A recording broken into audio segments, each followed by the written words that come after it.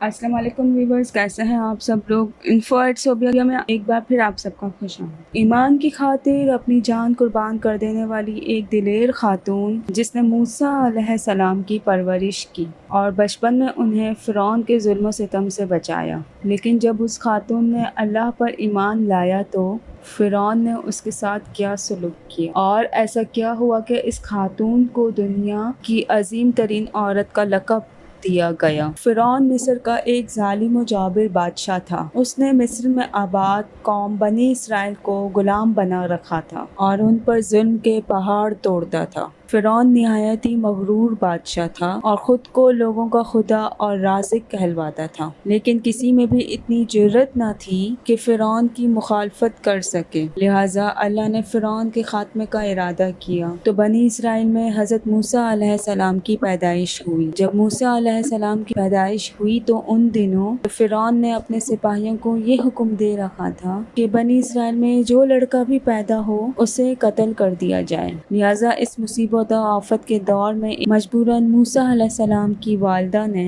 آپ کو ایک صندوق میں رکھ کر صندوق کو مضبوطی سے بند کر دیا اور اسے دریائے نیل میں ڈال دیا۔ دریا سے نکل کر ایک نہر فرعون کے محل کے نیچے بہتی تھی۔ اللہ کی قدرت یہ ہوئی کہ یہ صندوق دریائے نیل سے بہتے ہوئے اس نہر میں چلا گیا۔ اس وقت نہر کے کنارے فرعون کی بیوی آسیہ بنت مزاحم بیٹھ کر نہر کا نظارہ کر رہی تھی۔ آسیہ ایک خوبصورت اور نیک دل خاتون تھی اور وہ کسی بیماری سے شدید تکلیف میں تھی۔ فرعون نے اس کا بہت کچھ علاج کروایا تھا مگر وہ ناکام رہا۔ کہتے ہیں کہ کاہنوں نے اسے بتایا تھا کہ اے فرعون، ہم پیشن گوئی کرتے ہیں کہ اس دریا میں سے ایک آدمی تیرے محل میں داخل ہوگا، اگر اس کے منہ کی رال اس بیمار خاتون ملی جائے گی تو اسے شفا ہوگی۔ چنانچہ جب نہر میں بہتے اس صندوق پر آسیہ کی نظر پڑی تو اس نے ملازمین کو اسے نکالنے کا حکم دیا۔ جب اس صندوق کو پانی سے نکالا گیا اور اسے کھولا گیا تو ملکہ نے اس بچے کو دیکھا تو اسے یوں محسوس ہوا کہ ایک بجلی سی چمکی ہے جس نے اس کے دل کو منور کر دیا ہے۔ آسیہ کے دل میں اس بچے کی محبت نے گھر کر لیا۔ اس بچے کا لعاب دہن جیسے ہی ان کے ہاتھوں پر پڑا تو انہیں شفا ہو گئی۔ فرعون کی بیوی آسیہ کے بدن سے کوئی لڑکا نہ تھا اور وہ بے اولاد تھی، لہٰذا اس پاک دل خاتون کی ممتا جاگ اٹھی اور اس نے موسیٰ علیہ السلام کو گود لے لیا۔ اس طرح اللہ کی قدرت سے موسیٰ علیہ السلام کی پرورش اسی فرعون کے محل میں ہوئی جس نے آپ علیہ السلام کے ہاتھوں سے ہلاک ہونا۔ دراصل لفظ فرعون اس دور میں مصر کے بادشاہ کا لقب ہوا کرتا تھا۔ موسیٰ علیہ السلام کے قصے کے سلسلے میں دو فرعونوں کا ذکر آتا ہے، ایک وہ جس کے زمانے میں آپ پیدا ہوئے اور جس کے گھر میں آپ نے پرورش، اور دوسرا وہ جس کے پاس آپ ایمان کی دعوت اور بنی اسرائیل کی آزادی کا مطالبہ لے کر گئے اور جو سمندر میں غرق ہو گیا۔ لہٰذا بی بی آسیہ کا خاوند جس نے موسیٰ علیہ السلام کو اپنے محل میں رکھا، اس فرعون کا نام رامسس ثانی بتایا جاتا ہے۔ دراصل بی بی آسیہ ریان بن ملک کی پوتی تھی۔ ریان بن ولید وہی بادشاہ تھا جو یوسف علیہ السلام کے دور میں عزیز مصر تھا اور اس نے حضرت یوسف پر ایمان بھی لایا تھا۔ جب مصر پر قبطی خاندان کی حکومت آئی تو فرعون نے اپنی طاقت کے زور پر بی بی آسیہ سے شادی کر لی اور انہیں دھمکی دی کہ اگر انہوں نے شادی سے انکار کیا تو ان کے والدین کو قتل کر دیا جائے گا۔ لیکن شادی کے بعد بھی اللہ نے حضرت آسیہ کو فرعون کے شر سے محفوظ رکھا اور وہ آپ پر قادر نہ ہو سکا۔ مورخین لکھتے ہیں کہ اللہ نے فرعون کو نامرد بنا دیا تھا، اور بعض نے لکھا کہ فرعون کو ایسی بیماری تھی کہ طبیبوں نے اسے ساری عمر صحبت کرنے سے منع کر دیا تھا، لہٰذا فرعون کبھی بھی حضرت آسیہ کے قریب نہ جا سکا۔ یہ بھی اللہ کی ایک حکمت تھی تاکہ بی بی آسیہ فرعون کے ناپاک جسم سے دور رہیں۔ بہرحال حضرت موسیٰ کی پرورش فرعون کے محل میں کسی شاہی فرد یا شہزادے کے مانند ہوئی۔ ہر طرح کے آرام اور آرائش آپ کے لیے دستیاب تھی۔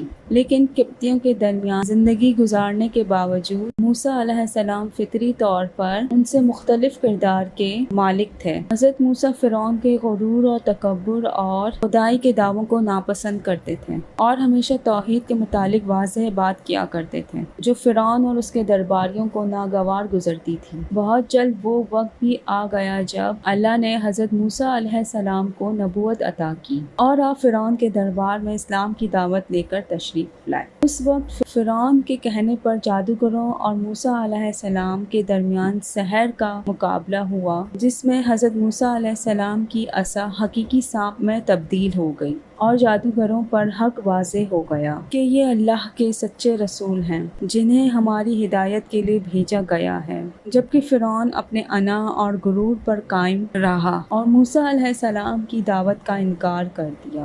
اسی دربار میں بی بی آسیہ بھی موجود تھی، لہٰذا جب آپ نے یہ سنسنی خیز منظر دیکھا تو آپ کے دل میں فوراً حق کا نور چمک اٹھا اور آپ حضرت موسیٰ علیہ السلام پر ایمان لے آئیں۔ بی بی آسیہ فرعون مصر کی بیوی اور ملکہ تھیں۔ آپ کے پاس مال و دولت کی کثرت، لیکن اس کے باوجود آپ غرور اور تکبر کا شکار نہیں تھیں، بلکہ آپ کا دل غریبوں کی محبت سے سرشار اور ان پر شفقت اور مہربانی کے جذبے سے معمور تھا۔ آپ دل کھول کر ان پر صدقہ و خیرات کیا کرتی، اسی وجہ سے آپ کو ام المساکین اور مسکینوں کی ماں بھی کہا جاتا ہے۔ کیونکہ بی بی آسیہ اپنے شوہر رامسس کے مظالم کو بھی خوب جانتی تھیں، اس لیے اپنے ایمان کا اظہار نہ کیا۔ آپ چھپ چھپا کر ایک اللہ کی عبادت کیا کرتی اور اللہ سے یہ دعا کرتی کہ اے اللہ مجھے فرعون اور اس کے عمل سے نجات دے، میں اس کی کفریہ حرکتوں سے بیزار ہوں۔ حضرت آسیہ خفیہ طور پر حضرت موسیٰ علیہ السلام کے خدا کی عبادت کرتی اور دعا و استغفار میں مشغول رہتی، یہاں تک کہ فرعون کو ایک دن آپ کے ایمان لانے کی خبر ہو گئی۔ اس نے ایک روز اپنے درباریوں سے کہا، کیا تم لوگوں کو میری بیوی کی کچھ خبر ہے؟ تم لوگ اس کے متعلق کیا جانتے ہو؟ سب نے بی بی آسیہ کی بڑی تعریف اور ان کی بھلائیاں بیان کی۔ فرعون نے کہا، کیا تم لوگوں کو نہیں معلوم کہ وہ میرے سوا دوسرے خدا کو مانتی ہے؟ لہٰذا فرعون نے حضرت آسیہ کو دربار میں بلایا اور ان سے دریافت کیا کہ تو کسے اپنا معبود مانتی ہے؟ حضرت آسیہ نے دلیری اور جذبہ ایمانی سے جواب دیا کہ میں موسیٰ کے رب پر ایمان رکھتی ہوں جو میرا، تیرا اور ہم سب کا خدا ہے۔ فرعون اس بے باک جواب پر غضبناک ہو گیا اور بہت جلد پورے شہر میں اس بات کی شہرت کہ فرعون کی بیوی اور ملکہ نے فرعونی طور طریقے کو ٹھکراتے ہوئے دین موسیٰ قبول کر لیا ہے۔ پہلے تو فرعون نے بی بی آسیہ کو سمجھا بجھا کر، ترغیب دلا کر اور ڈرا دھمکا کر موسیٰ علیہ السلام کے دین کو چھوڑنے کو کہا، لیکن جب اس نے حضرت آسیہ کے چٹان جیسے مضبوط ایمان اور جذبے کو دیکھا تو اس نے ظلم و بربریت سے کام لینے کی ٹھانی۔ فرعون نے اپنے اہلکاروں کو حکم دیا کہ بڑی سے بڑی چٹان کہیں سے اٹھا لاؤ اور آسیہ چت لٹاؤ اور وہ چٹان اس پر گرا دو۔ لہٰذا جب یہ لوگ پتھر لائے اور حضرت آسیہ کو لٹایا گیا تو آپ نے آسمان کی طرف نگاہ اٹھائی تو پروردگار نے حجاب ہٹا دیے اور جنت کو اور جو محل وہاں ان کے لیے بنایا گیا تھا اسے انہوں نے اپنی آنکھوں سے دیکھ لیا۔ آخرکار اس پتھر کو آپ پر گرا دیا گیا اور آپ کی روح پرواز کر گئی۔ حضرت آسیہ کے فضائل حدیث مبارکہ میں کچھ ان الفاظ سے آئے ہیں کہ رسول اللہ صلی اللہ علیہ وآلہ وسلم نے فرمایا، مردوں میں سے تو بہت سے درجہ کمال تک پہنچے، لیکن عورتوں میں سے سوائے فرعون کی بیوی اور آسیہ اور عیسیٰ علیہ السلام کی والدہ حضرت مریم علیہ السلام کے علاوہ اور کوئی عورت درجہ کمال تک نہ پہنچ سکی۔ اس طرح ایک اور روایت میں آتا ہے کہ آپ صلی اللہ علیہ وآلہ وسلم نے فرمایا، جنتی عورتوں میں سب سے افضل خدیجہ بنت خویلد، فاطمہ بنت محمد اور فرعون کی بیوی آسیہ بنت مزاحم اور عیسیٰ علیہ السلام کی والدہ حضرت مریم علیہ السلام ہیں۔ ایک روایت میں آتا ہے کہ بی بی آسیہ کا نکاح جنت میں حضرت محمد صلی اللہ علیہ وآلہ وسلم سے ہوگا۔ لہٰذا روایت ہے کہ صلی اللہ علیہ وآلہ وسلم نے فرمایا، جنت میں میرا نکاح مریم بنت عمران، موسیٰ کی بہن کلثوم اور فرعون کی بیوی آسیہ کے ساتھ ہوگا۔ ہم نے دیکھا کہ حضرت آسیہ ایسی حکومت کے ساتھ دربار کے اندر اس قدر مال و دولت، اطاعت گزار غلام اور کنیزوں کے ساتھ میں ایک بہترین زندگی تھی، لیکن انہوں نے حق کو قبول کیا اور موسیٰ علیہ السلام کے دین پر ایمان لے آئیں، حالانکہ انہیں معلوم تھا کہ ایمان لانے کی وجہ سے ان کی تمام خوشیاں اور مقام و منصب چھن سکتا ہے، یہاں تک کہ جان بھی جا سکتی ہے، لیکن آپ نے حق کو قبول کیا اور اپنے گزشتہ اعمال پر توبہ کی۔ بلا شبہ توبہ کرنا اور ایمان پر مضبوطی سے قائم رہنا کوئی آسان عمل نہیں ہے، لیکن جو شخص بھی اس دنیا کی مشکلات سے گزر کر اللہ کی اطاعت کرے گا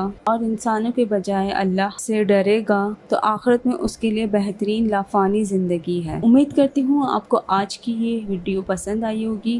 اگر آپ کو ویڈیو پسند آئی تو ویڈیو کو لائک، سبسکرائب اور شیئر کرنا مت بھولیے گا۔ انفرٹ صوبیہ کے اندر بہت سی دلچسپ حقائق اور معلومات سے آگاہی کو ملتی رہے گی، تو چینل کو سبسکرائب ضرور کیجیے گا اور نوٹیفیکیشن بیل آئکن کلک کرنا مت بھولیے گا۔ ملتے ہیں نیکسٹ ویڈیو کے اندر کسی اور نئے دلچسپ حقائق، کسی اور نئی معلومات کے ساتھ۔ تب تک اپنا رکھیے گا خیال۔ Signing off.